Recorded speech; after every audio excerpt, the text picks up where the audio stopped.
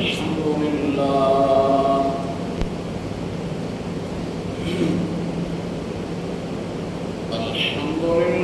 وكفى والصلاة والسلام على سيد الرسل وخاتم الأنبياء وعلى آله وصحبه وبارك وسلم، خصوصا على خلفائه الراشدين المهديين إلى يوم القيامة. أما بعد فأعوذ بالله من الشيطان الرجيم. بسم الله الرحمن الرحيم. من يطع الرسول فقد أطاع الله ومن تولى فما أرسلناك عليهم حفيظا. وقال النبي صلى الله عليه وسلم: فمن أطاع محمدا صلى الله عليه وسلم فقد أطاع الله ومن عصى محمدا فقد عصى الله ومحمد فرق بين الناس. صدق الله العظيم وصدق رسوله النبي الكريم، ونحن على ذلك لمن الشاهدين والشاكرين، والحمد لله رب العالمين. اللهم صل على محمد وعلى آل محمد كما صليت على إبراهيم وعلى آل إبراهيم إنك حميد مجيد. اللهم بارك على محمد وعلى آل محمد كما باركت على إبراهيم وعلى آل إبراهيم إنك حميد مجيد. رب اشرح لي صدري ويسر لي أمري واحلل عقدة من لساني يفقهوا قولي. رب زدني علما رب زدني علما رب زدني علما.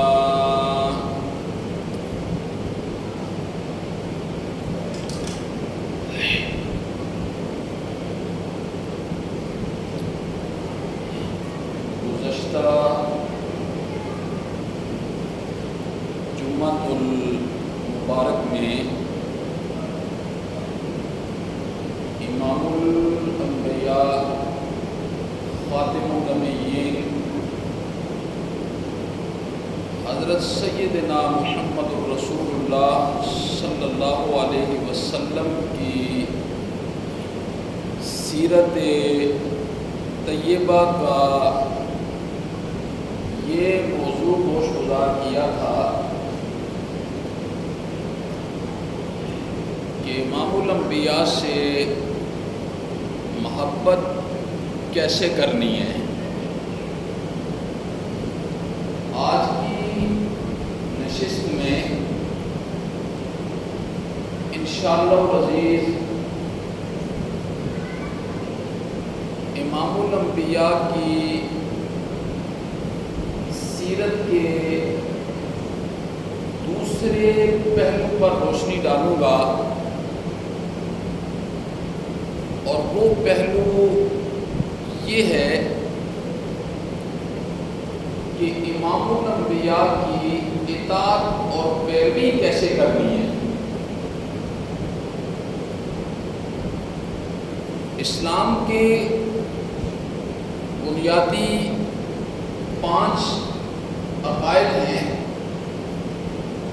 ان میں سب سے پہلا عقیدہ یہ ہے کہ اللہ اور اس کے رسول پر ایمان لے کر آنا. اب قیامت کی صبح تک کے لیے امام الانبیاء نبی ہیں، آپ کی رسالت جن و انس کے لیے ہے، جن و انس کے لیے ہے۔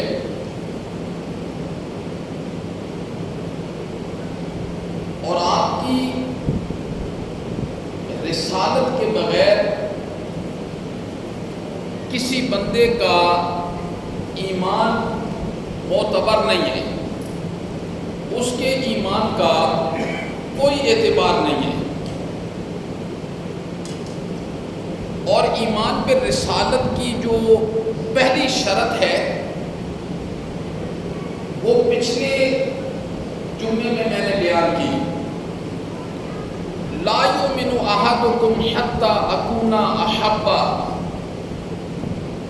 الیہ من والدہ وولدہ والناس اجمعین۔ ایمان پہ رسالت کی یہ پہلی شرط ہے، اس کے بغیر ایمان معتبر نہیں ہوگا۔ لا یؤمن احدکم حتی اکون احب الیہ من والدہ وولدہ والناس اجمعین۔ تم میں اس وقت تک کوئی شخص مومن نہیں ہو سکتا جب تک کہ وہ اپنے ماں باپ سے، اپنی اولاد سے، اپنے دوست و احباب سے، اپنی جان سے بھی بڑھ کر مجھ سے محبت کرنے والا نہ بن جائے، اس وقت تک مومن نہیں ہو سکتا۔ ایمان پہ رسالت کی پہلی شرط ہے محبت، اور محبت بھی کیسے کرنی ہے؟ ایک محبت ہے اللہ کی مرضی والی، اور ایک محبت ہے ہماری اپنی خواہشات کی پیروی کرتے ہوئے۔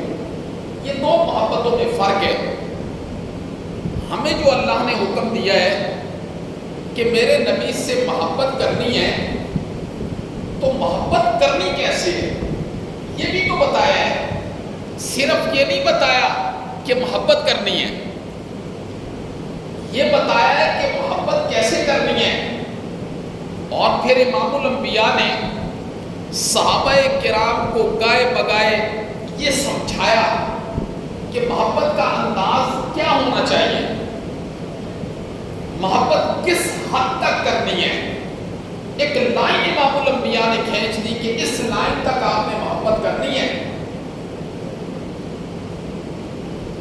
نبی پاک صلی اللہ علیہ وسلم کے ایک صحابی ہیں، ظاہر بات ہے جب نئے نئے مسلمان ہوتے ہیں مسائل کا اتنا علم تو نہیں تھا، جو آپ کی مجلس میں بیٹھتے رہے مسائل کا علم ہوتا رہا، بس اسے آپ نے اختیار کر لیا۔ ایک صحابی مسلمان ہوئے، آپ کی مجلس میں بیٹھتے تھے، ایک دن آئے اور آ کر یہ جملہ کہا، ماشاء اللہ و ماشاء محمد، ہوگا وہی جو اللہ چاہیں گے اور اللہ کے نبی چاہیں گے۔ یہ جملہ کہا، حدیث کے الفاظ ہے یہ، ماشاء اللہ و ماشاء محمد صلی اللہ علیہ وسلم، ہوگا وہی جو اللہ چاہیں گے اور اللہ کے پیغمبر چاہیں گے۔ آپ نے انہیں سمجھایا، آپ نے فرمایا آج کے بعد یہ جملہ نہیں کہنا، یہ جو جملہ کہہ دیا ہے نا یہ جملہ آج کے بعد نہیں کہنا۔ پھر آپ نے فرمایا اجعلتنی للہ ندا، مجھے تو آپ نے اس جملے میں اللہ کی ند بنا دیا، اللہ کا شریک بنا دیا۔ آپ نے سمجھایا انہیں، آپ نے فرمایا آج کے بعد یہ جملہ نہیں کہنا۔ یہ وہی جملے ہیں جو آج ہماری گاڑیوں کے پیچھے لکھے ہوتے ہیں، اللہ نبی وارث، یہی معنی ہے اس کا، اللہ نبی وارث، یہ جملے لکھے ہوتے ہیں۔ تو امام الانبیاء نے فرمایا یہ جملہ آج کے بعد نہیں کہنا۔ اب آپ انہیں محبت کا انداز سمجھا رہے ہیں اور محبت کی ایک حد بتا رہے ہیں۔ آپ نے فرمایا ایسے نہیں کہنا، آج کے بعد یہ کہنا ہے ماشاء اللہ وحدہ، ہوگا وہی جو اکیلا اللہ چاہے گا، اکیلا اللہ چاہے گا وہ ہوگا۔ وَإِن يَمْسَسْكَ اللَّهُ بِضُرٍّ فَلَا كَاشِفَ لَهُ إِلَّا هُوَ، وَإِن يُرِدْكَ بِخَيْرٍ فَلَا رَادَّ لِفَضْلِهِ۔ قرآن کیا کہتا ہے؟ وَإِن يَمْسَسْكَ اللَّهُ بِضُرٍّ فَلَا كَاشِفَ لَهُ۔ اگر وہ تکلیف پہنچانا چاہے نا عرش والا تو اسے کوئی دور نہیں کر سکتا الا ہو، مگر وہی دور کرے گا۔ وَإِن يُرِدْكَ بِخَيْرٍ فَلَا رَادَّ لِفَضْلِهِ۔ اگر وہ اپنی طرف سے کسی کو کوئی نعمت سے نوازنا چاہے تو نعمت کوئی ساری دنیا ملا کے چھین نہیں سکتی۔ یہ قرآن کا نظریہ ہے۔ تو ایمان میں رسالت کی پہلی شرط کیا ہے؟ محبت۔ اور محبت ہم نے اللہ کے بتائے ہوئے طریقوں کے مطابق کرنی ہے۔ لیکن آج ہمارے ماحول اور معاشرے میں جو محبت کا اظہار کیا جاتا ہے وہ تو یہود و نصارہ والا طریقہ ہے۔ یہود و نصارہ والا طریقہ ہے۔ یہ محبت کا جو انداز ہے یہ شرعی انداز نہیں ہے۔ یاد رکھنا، ایمان بالرسالت کی دوسری شرط ہے اطاعت، اور اطاعت کے بغیر ایمان معتبر نہیں ہے۔ اطاعت کے بغیر ایمان معتبر نہیں ہے۔ اس لیے دنیا میں آنے کا مقصد دنیا اکٹھا کرنا نہیں ہے۔ رزق اللہ نے دینا ہی دینا ہے۔ اب وہ ہر بندے کا ایمان ہے عرش والے کے ساتھ کتنا ایمان، اس کے ایمان کا لیول کتنا ہے، توکل اللہ کی ذات پر کتنا ہے۔ امام الانبیاء نے سب کچھ سمجھا دیا، آپ نے رستہ دکھا دیا، اور اللہ نے واضح الفاظ میں یہ کہہ دیا وَمَا مِن دَابَّةٍ فِي الْأَرْضِ إِلَّا عَلَى اللَّهِ رِزْقُهَا۔ رزق میری ذمہ داری ہے، اللہ نے فرمایا رزق میں نے دینا ہے، اور پھر اللہ نے فرمایا رزق دینا میری مجبوری نہیں ہے، یہ میری رحمت کا تقاضا ہے۔ رزق دینا میری رحمت کا تقاضا ہے۔ دنیا میں آنے کا مقصد کیا ہے؟ اللہ اور اس کے رسول کی پہچان، اس پہچان سے دارین کی فلاح ہے، دنیا میں بھی اور آخرت میں بھی۔ تو آج کا موضوع ہے رسول اللہ صلی اللہ علیہ وسلم کی اتباع ہم نے کیسے کرنی ہے، اور اتباع کے اندر ہی کیا ہے ہماری کامیابی۔ اتباع کے اندر ہے، قرآن نے ایک جگہ کیا فرمایا؟ مَن یُطِعِ الرَّسُولَ فَقَدْ أَطَاعَ اللَّهَ۔ مَن یُطِعِ الرَّسُولَ فَقَدْ أَطَاعَ اللَّهَ۔ جس نے امام الانبیاء کی اطاعت کی اس نے اللہ کی اطاعت کی۔ مَن یُطِعِ الرَّسُولَ فَقَدْ أَطَاعَ اللَّهَ۔ جس نے امام الانبیاء کی اطاعت کی اس نے کیا کیا؟ اس نے اللہ کی اطاعت کی۔ فقط اطاع اللہ۔ اور اس آیت مبارکہ کو اللہ رب العزت نے، اس آیت مبارکہ میں اللہ نے اپنی اطاعت کا طریقہ بتلایا، اور دوسرے مقام پر قرآن کیا کہتا ہے؟ وَأَطِيعُوا اللَّهَ وَأَطِيعُوا الرَّسُولَ۔ اطاعت کرو اللہ کی اور اللہ کے رسول کی۔ وَاحْذَرُوا، اور اللہ ڈر جاؤ۔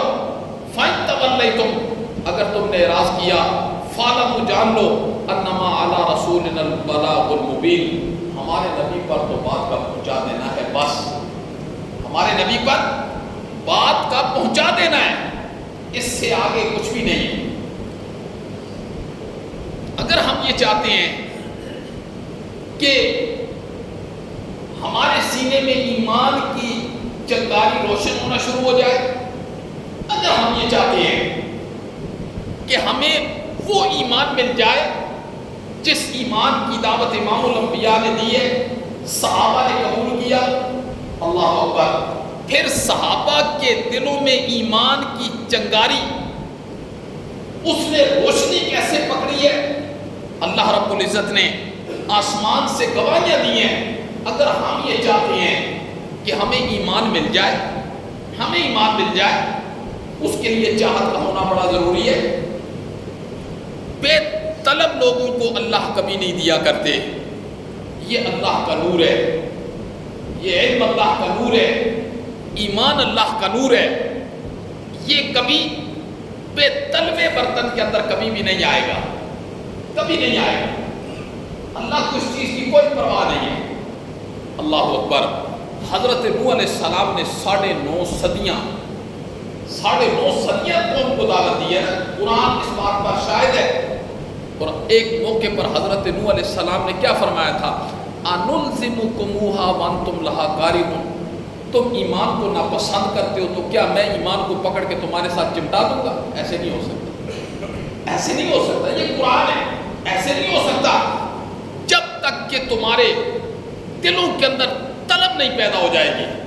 دیکھیے صحابہ کرام کے دلوں میں جب طلب پیدا ہوئی ہے، اللہ اکبر، پھر اللہ رب العزت نے صحابہ کرام کے سینوں کو اللہ اکبر کیسے منور کر دیا، کیسے منور کیا۔ اللہ نے فرمایا تمہارے تو سینے اتنے صاف ہو گئے، لوگوں کے سینوں میں، عام لوگوں کے سینوں میں جب ایمان آتا ہے تو سینہ منور ہو جاتا ہے۔ صحابہ کے سینے اتنے صاف ہو گئے، اللہ کہتے ہیں میرا ایمان آ کے وہاں روشن ہو گیا، سینے اتنے مزین کر دیے۔ اللہ اکبر۔ تو اگر ہم یہ چاہتے ہیں، اور وقت بڑا کم ہے، بہت کم وقت رہ گیا ہے، اگر ہم یہ چاہتے ہیں کہ ایمان کی چنگاری ہمیں حاصل ہو جائے، پھر یاد رکھنا ہمیں صحابہ کرام کی سیرت کا مطالعہ اپنی زندگی کا معمول بنانا ہوگا۔ اپنے زمانے پر صحابہ کرام کی سیرت کے متعلق جو کتابیں لکھی ہیں نا، بڑی زبردست، سیر صحابہ کے نام سے کتاب ہے، سیر صحابہ، صحابہ کی سیرت، اس کے نام سے کتاب ہے۔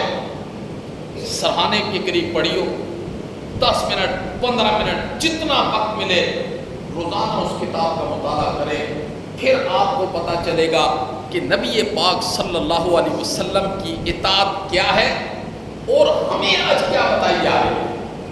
ایسے نہیں پتہ چلے گا ہمیں کیا بتائی جا رہی ہے، ہمیں کیا سکھایا جا رہا ہے، اور صحابہ کرام نے کس انداز میں نبی پاک صلی اللہ علیہ وسلم کی اطاعت کی ہے۔ یہ یاد رکھنا، ایمان کی آبیاری کے لیے، ایمان کو بچانے کے لیے صحابہ کرام کی سیرت کا مطالعہ بڑا ضروری ہے، بہت ضروری ہے، ورنہ آج کے فتنوں میں کھو کے ہم اپنے ایمان سے بھی ہاتھ دھو بیٹھیں گے۔ جس تیزی کے ساتھ آج فتنے رونما ہو رہے ہیں، خدا باعث شاہد ہے، جس ہر بندہ اپنے دفتر میں وہاں اس کتاب کو رکھ لے، اپنے گھر میں وہاں اس کتاب کو رکھ لے، جہاں وہ بیٹھتا ہے اس کے پاس وقت ہے تو اس کا مطالعہ ضرور کیا کرے، پھر پتہ چلے گا کہ صحابہ کرام نے رسول اللہ صلی اللہ علیہ وسلم کی اطاعت کیسے کی ہے۔ اللہ اکبر، اللہ اکبر۔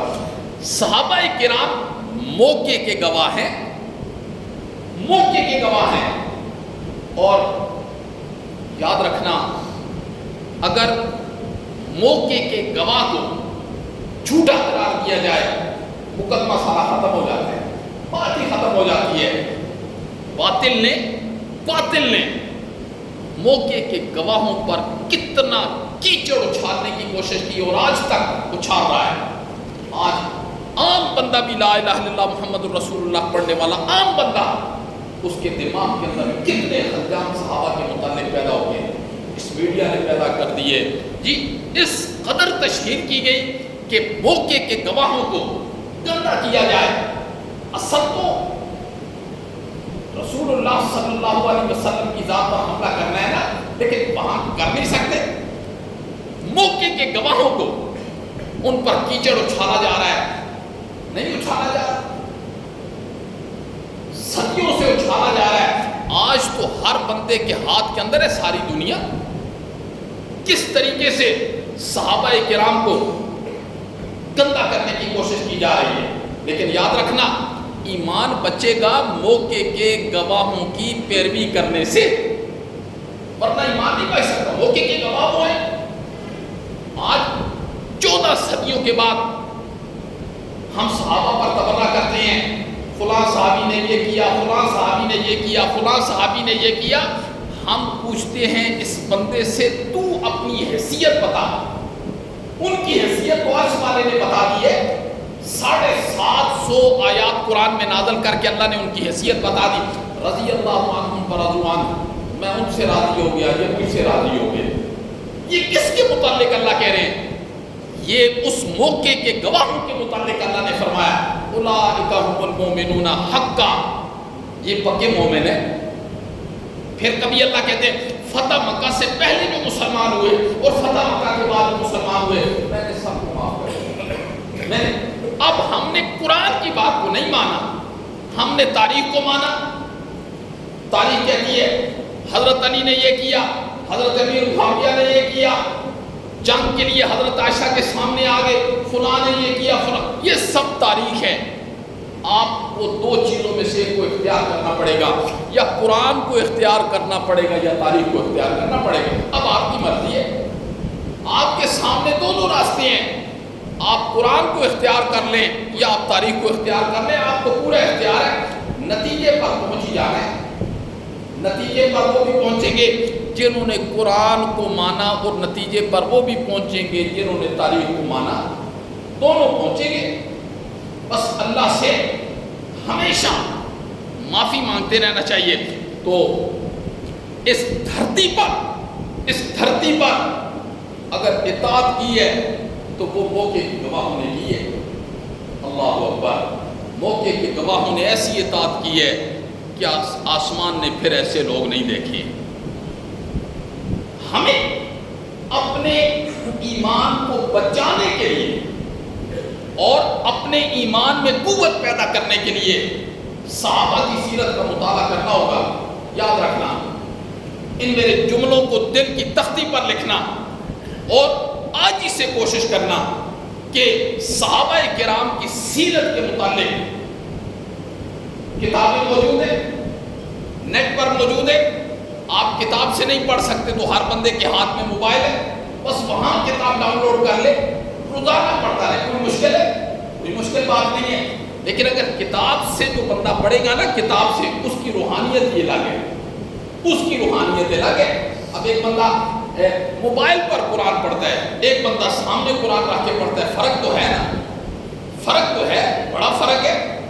اس کو ہاتھ لگانے کا ثواب ہے، اس کو دیکھنے کا ثواب ہے، اس پر انگلی پھیرنے کا ثواب ہے. وہاں یہ چیز تو نہیں ہے، یہ کتاب ہے.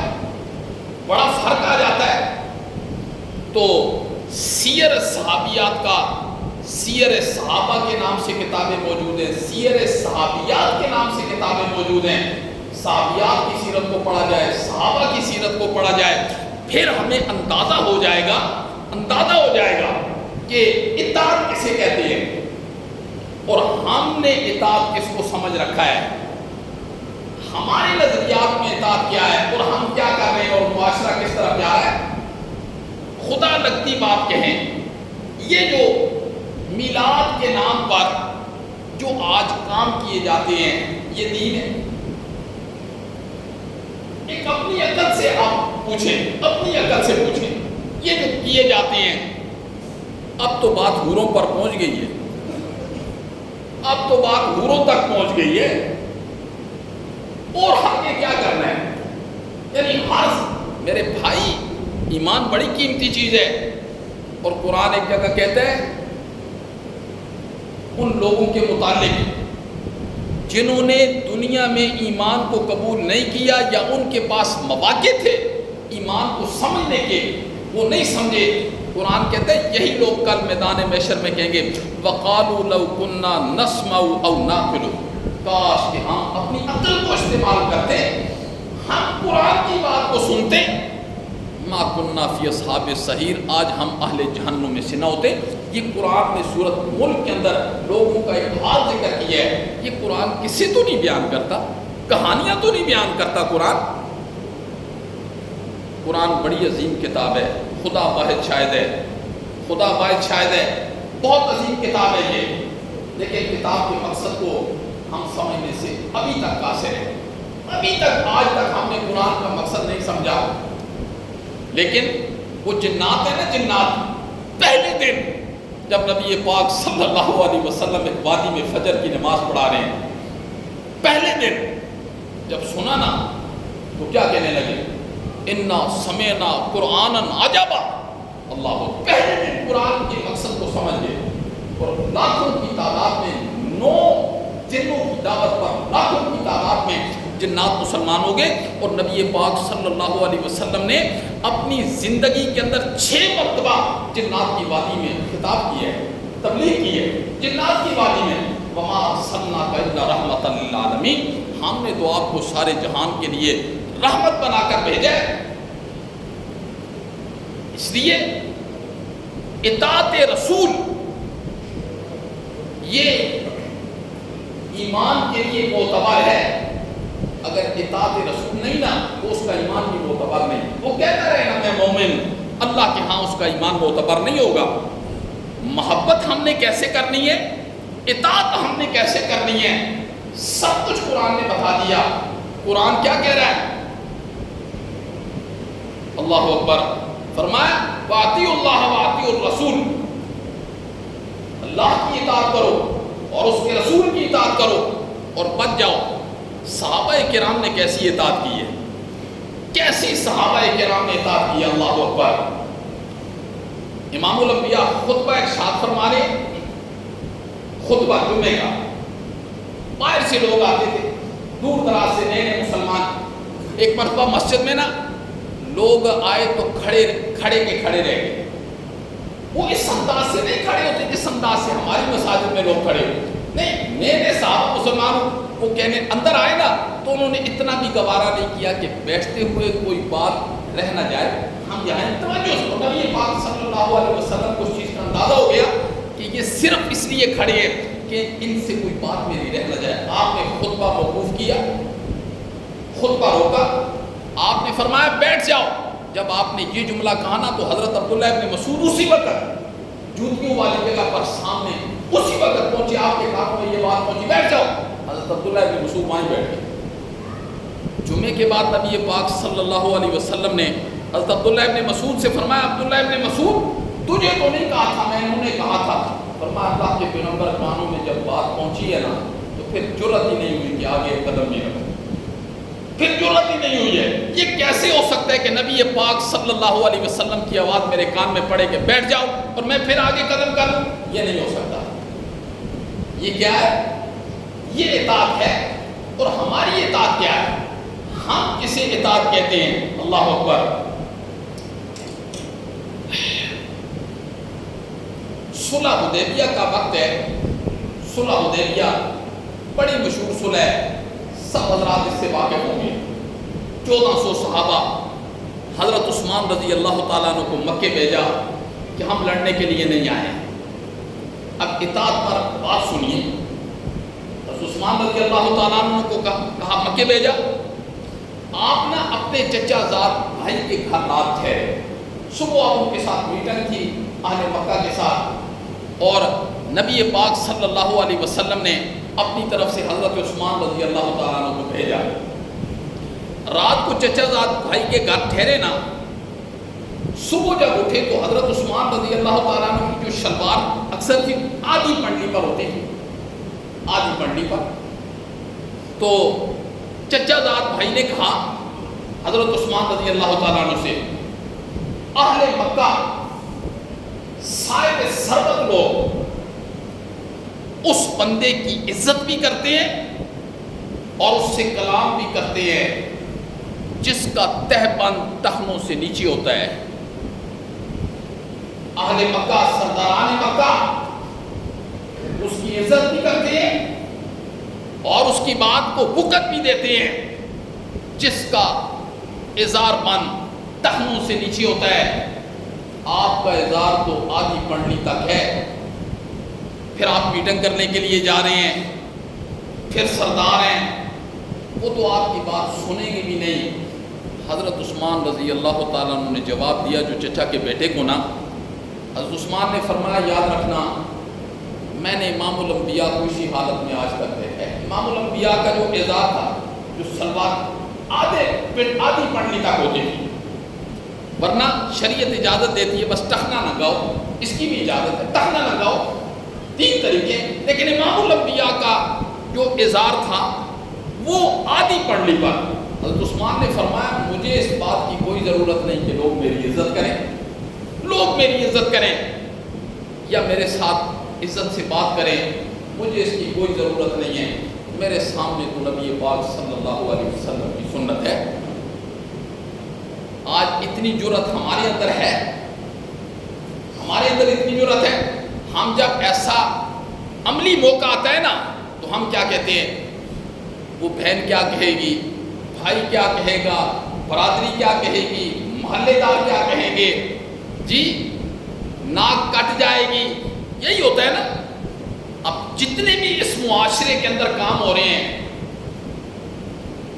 یا جنہیں پیدا کیا جا رہا ہے اس معاشرے کے اندر، میرے سامنے یہ کتاب پڑھی ہے اللہ کی، دین کا کروڑوں میل دور تک بھی اس کے ساتھ کوئی تعلق نہیں۔ اگر آپ کرتے ہیں نا تو آپ یہ سمجھ کر کریں کہ یہ دین نہیں ہے، یہ دین نہیں ہے، وہ دین نہیں ہے جو نبی پاک صلی اللہ علیہ وسلم لے کر آئے ہیں، یہ وہ دین نہیں ہے، یہ باطل کا دیا ہوا دین ہے، باطل کا دیا ہوا دین ہے۔ امام الانبیاء سے اطاعت کوئی آسان بات ہے؟ محبت کرنا کوئی آسان بات ہے؟ محبت کرنے والوں سے پوچھو جنہوں نے امام الانبیاء سے محبت کی ہے نا، سیر صحابہ کا مطالعہ کریں، پھر آپ کو پتہ چلے گا کہ امام الانبیاء سے محبت کرنا یہ آسان ہے کہ مشکل کام ہے۔ ہمیں تو بڑے آسان رستے دکھا دیے محبت کے، بس یہ کرو اور جنت کے ٹکٹ لو، یہ کرو اور جنت کے ٹکٹ لو۔ اتنی بھی اندھیر نگر نہیں ہے میدان محشر اللہ کی عدالت میں کہ ہم وہاں بھی دھوکہ دے کے جنت میں چلے جائیں گے، ایسی بھی کوئی بات نہیں ہے۔ اللہ کہتے ہیں ان اللہ لقوی عزیز، میں بڑا قوت والا ہوں۔ قوت، اللہ کیسی قوت والا ہے؟ ساتوں زمین اور ساتوں آسمان اللہ کے دائیں ہاتھ کے اندر ہوں، ساتوں زمین اور ساتوں آسمان اللہ کے دائیں ہاتھ کے اندر ہوں۔ حضرت عثمان رضی اللہ تعالیٰ عنہ نے فرمایا ایسے نہیں ہو سکتا، ایسے کیسے ہو سکتا ہے کہ میں اس وجہ سے نبی پاک صلی اللہ علیہ وسلم کی سنت کو چھوڑ دوں کہ یہ میری عزت کریں گے یا میرا احترام کریں گے یا میرے ساتھ گفتگو کریں گے۔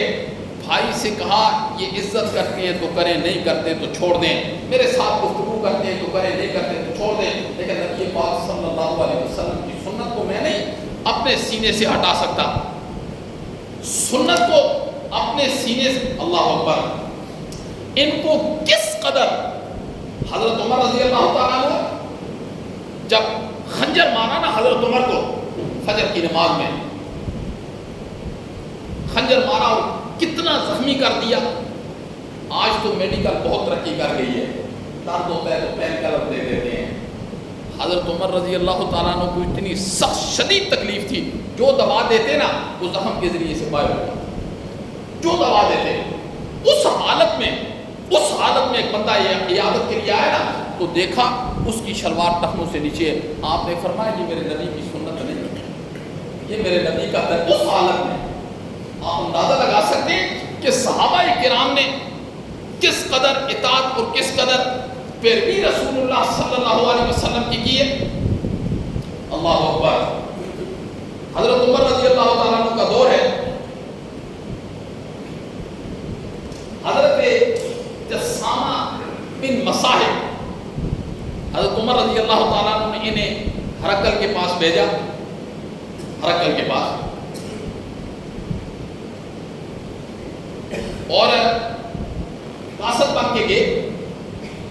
ہرقل نے نا ان کے احترام میں کرسی ڈالی، حضرت جسامہ اس کرسی پر بیٹھے نا، انہیں محسوس ہوا کہ یہ تو سونے کی کرسی ہے، وہ فوراً اٹھے اور چھٹ کے نیچے بیٹھ کے وہ ہنسنے لگے۔ اس نے کہا میں نے تو آپ کے احترام میں سونے کی کرسی رکھی تھی۔ اس نے کہا نہیں، ہمارے نبی نے ہمیں بتایا ہے سونے کی کسی چیز کو استعمال نہیں کرنا، نہ برتن کو استعمال کرنا ہے، نہ گلاس کو استعمال کرنا ہے، نہ کرسی کو استعمال کرنا ہے، اور نہ سونے کی کسی انگوٹھی کو استعمال کرنا ہے۔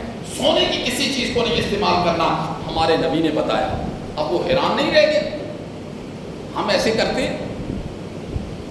یہ اطاعت ہے، اطاعت یہ ہے۔ وہ فوراً اٹھ گئے حضرت جسامہ، انہوں نے فرمایا نہ، ہمارے نبی نے کہہ دیا ہے سونا مرد کے لیے حرام ہے، اور سونے کی کوئی چیز انسانوں کے لیے حرام ہے، کیا عورت اور کیا مرد، برتن استعمال کرنا، کرسی استعمال کرنا، سونے کی کوئی چیز استعمال کرنا حرام ہے۔ نہیں کر سکتے. سونا صرف عورت استعمال کر سکتی ہے اپنے جسم پر زیب و زینت کے لیے بس. سونے کی بنی ہوئی کوئی چیز استعمال نہیں کر سکتے. گلاس نہیں استعمال کر سکتے, یہ پلیٹ نہیں استعمال کر سکتے, کرسی نہیں استعمال کر سکتے. لیکن آج تو سونے کی لوگوں نے کیا کیا چیزیں بنا رکھی ہیں, کیسی کیسی چیزیں استعمال کرتے ہیں سونے کی. تو حضرت جسامہ فوراً جھٹک گئے نیچے, فرمایا نہیں اس کو رکھو اپنے پاس. نیچے بیٹھ کے نہیں استعمال کی. اللہ, یہ کیا ہے؟ یہ اطاعت ہے, اطاعت. اور ہمیں کون سا درس دیا جا رہا ہے اطاعت کا؟ ہمیں کیا بتایا جا رہا ہے؟ اور ہم کس اطاعت کے پیچھے؟ کہیں ایسے نہ ہو کہ جب ہماری آنکھ بند ہو تو پیچھے والے سارے رستے بند ہو جائیں گے, پھر ہم چاہیں کہ نہیں ہم اطاعت کے رستے تلاش کریں. پھر ابھی وقت ہے, ابھی بڑا وقت ہے, اللہ نے دے رکھا ہے, بہت وقت ہے. صبح بھی سوچیں, شام کو بھی سوچیں, دن کو بھی سوچیں, رات کو بھی سوچیں اطاعت کسے کہتے ہیں. کوشش کریں اس کے لیے کہ یہ ہمارا ایمان کسی طریقے سے بچ جائے. زندگی ایک دفعہ ملنی ہے, زندگی ایک دفعہ ملنی ہے, دوبارہ زندگی نہیں ملنی ہے. یہ کسی اور کے نظریات ہیں. یہ ایک دفعہ زندگی گئی تو پھر دوسری دفعہ مل جائے گی, تیسری دفعہ مل جائے گی. زندگی ایک دفعہ ہی ہے, زندگی دوبارہ نہیں ہے. اور اگر زندگی دوبارہ نہیں ہے نا, اگر یہ دنیا ہے نا, یہ دنیا تو آخرت بھی ہے. یہ دنیا بنی ہوئی جو ہمیں نظر آ رہی ہے نا, اگر یہ ہے نا تو آخرت بھی ہے. اتنا سوچ لینا, یہ دنیا اگر اللہ نے بنا دی ہے نا تو اللہ کے لیے آخرت بنانا کوئی مشکل ہے؟ یہ دنیا ہے تو آخرت بھی ہے, اگر دنیا نہیں ہے تو پھر آخرت بھی نہیں ہے. تو دنیا ہے, ہم دنیا میں بیٹھے ہیں اور ہر چیز استعمال کر رہے ہیں ہماری آنکھوں کے سامنے. تو ہمیں صحابہ کرام جیسی اطاعت جو ہے نا, جب تک ہم اس کو اختیار نہیں کریں گے, اللہ اکبر, کام نہیں بنے گا اس وقت تک. جب ہم اسے چھوڑ دیں گے تو پھر باطل والی اطاعت ہمارے سینے کے ساتھ چمڑ جائے گی. اللہ اکبر. حضرت علی رضی اللہ تعالیٰ عنہ گھوڑے پر سوار ہو رہے ہیں.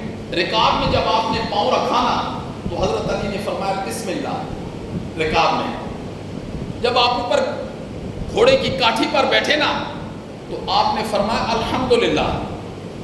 پھر اس کے بعد آپ نے یہ دعا پڑھی, سبحان الذی سخر لنا ھذا وما كنا له مقرنین وانا الی ربنا لمنقلبون. پھر آپ نے 3 دفعہ کہا الحمدللہ الحمدللہ الحمدللہ. پھر آپ نے 3 مرتبہ کہا اللہ اکبر اللہ اکبر اللہ اکبر اللہ اکبر. تو پھر آپ مسکرا گئے. تو شاگرد تھا, انہیں بھی پتا تھا کہ یہ صحابہ نبی کی سنت کے بغیر کوئی نہیں کام کر سکتے. تو پوچھا, آپ نے فرمایا میں نے امام الانبیاء کو اسی طریقے سے کرتے ہوئے دیکھا. بالکل اسی طریقے سے کرتے ہوئے میں نے امام الانبیاء کو دیکھا تھا. اللہ اکبر. ہاں, اور پھر ایک دعا پڑھی, ایک دعا پڑھی. پہلے آپ نے رکاب میں پاؤں رکھا, پھر کاٹھی پر بیٹھے, پھر آپ نے الحمدللہ کہا, پھر دعا سفر کی دعا پڑھی, اور پھر 3 مرتبہ الحمدللہ اور 3 مرتبہ اللہ اکبر کہا. اور پھر آپ نے ایک دعا پڑھی. وہ کیا دعا؟ اللہم انی ظلمت نفسی, اللہم انی ظلمت نفسی فاغفر لی فإنہ لا یغفر الذنوب الا انت. پھر آپ مسکرا گئے, پھر آپ مسکرا گئے. ہر بندے کو یہ دعا یاد کرنی چاہیے. کیا دعا؟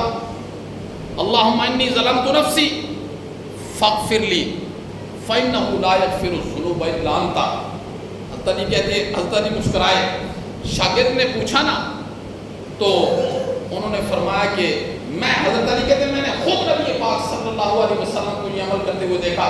پھر آپ مسکرائے. تو جیسے آپ نے مجھ سے پوچھا نا کہ آپ مسکرائے کیوں ہیں, میں نے ایسے پوچھا نبی پاک صلی اللہ علیہ وسلم سے کہ حضرت آپ کیوں مسکرائیں. آپ نے فرمایا جب بندہ یہ دعا پڑھتا ہے نا, اللہم انی ظلمت نفسی, مولا میں تو اپنی جان پر ظلم کر بیٹھا, مولا میں اپنی جان پر ظلم کر بیٹھا.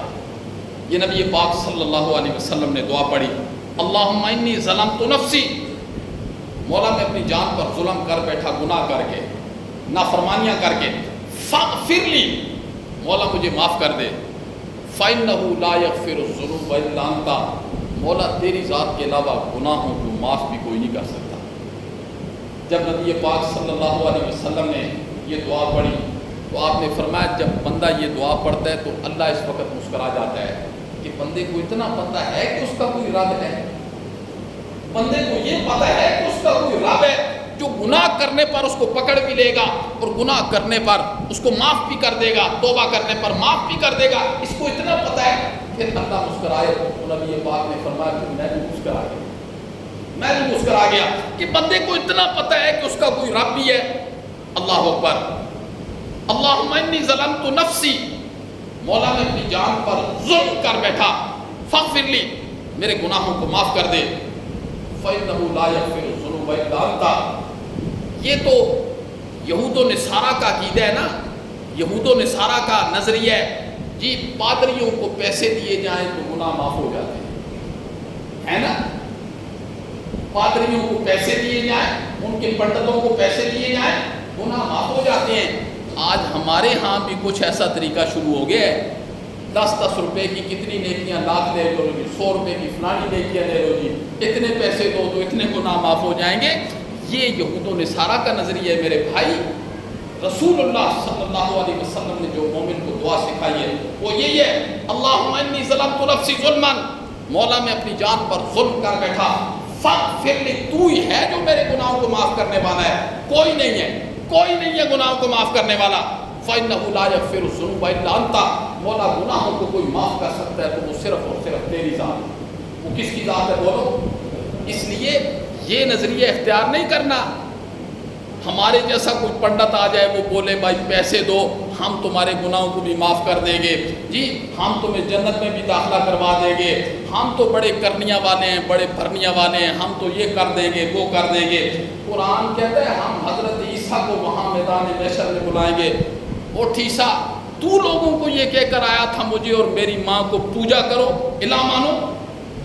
لکھا حضرت شیخ عبد القادر جیلانی رحمہ اللہ نے، حضرت عیسیٰ کے جسم پر جتنے بال ہیں نا، ہر بال کے نیچے خوف کی وجہ سے، اللہ کے بلانے کی وجہ سے خون کا قطرہ باہر آ جائے۔ وہ کہیں گے مولا تو جانتا ہے، میں نہیں کہہ کر آیا، ہمیں تو کوئی پتہ نہیں ہے کس نے ہمیں پوجا ہے کس نے ہمیں نہیں پوجا ہے، کس نے ہماری قبر پر چادریں چڑھائی ہیں، کہ ہمیں کوئی پتہ نہیں ہے مولا۔ یہ قرآن ہے میرے بھائی، یہ قرآن ہے۔ تو معاف کرنے والی ذات صرف اور صرف کون ہے بولو؟ اللہ کی ذات ہے۔ لہذا میری آپ سب حضرات سے یہ گزارش ہے کہ رسول اللہ صلی اللہ علیہ وسلم کے ساتھ محبت کیسے کرنی ہے، اطاعت آپ کی کیسے کرنی ہے، اسے ذرا قرآن کی روشنی میں بھی کبھی پڑھا کریں، کبھی سمجھا کریں، پھر اسے اپنانے کی کوشش کیا کریں۔ اللہ ہم سب کو عمل کرنے کی توفیق نصیب فرمائے۔ ہماری